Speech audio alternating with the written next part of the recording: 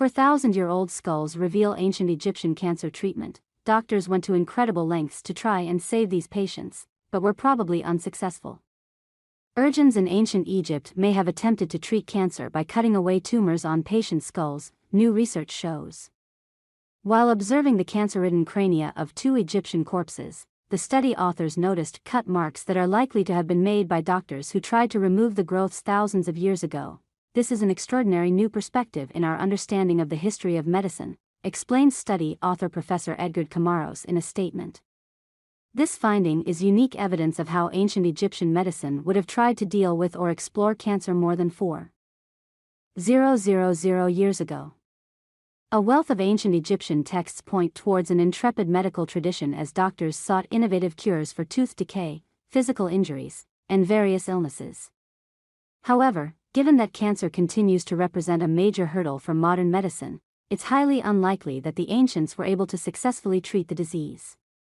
What's astonishing, though, is that they appear to have made a pretty serious attempt at doing so. Evidence for this comes from 2 skulls, the earliest of which belonged to a man in his 30s who lived sometime between 2687 and 2345 BCE.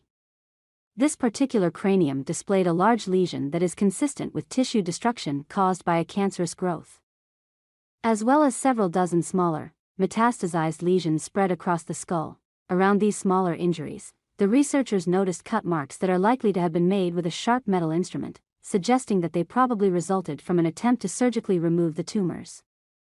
It seems ancient Egyptians performed some kind of surgical intervention related to the presence of cancerous cells, proving that ancient Egyptian medicine was also conducting experimental treatments or medical explorations in relation to cancer, explains study co-author Professor Albert Isidro. The second skull belonged to a woman who was older than 50 when she died between 663 and 343 BCE, and showed evidence of tissue damage consistent with either bone cancer or a type of tumor known as a meningioma, which occurs in the membranes that surround the brain.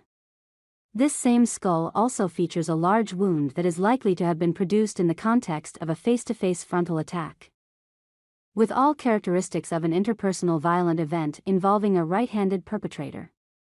Indications that this nasty injury healed may imply that the woman received some sort of medical treatment that ultimately enabled her to recover and survive, although the researchers are unable to determine the extent of brain damage she may have sustained.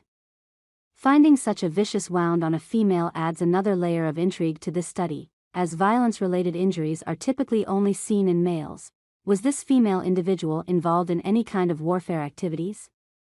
Ponders study author Tatiana Tondini. If so, we must rethink the role of women in the past and how they took active part in conflicts during antiquity.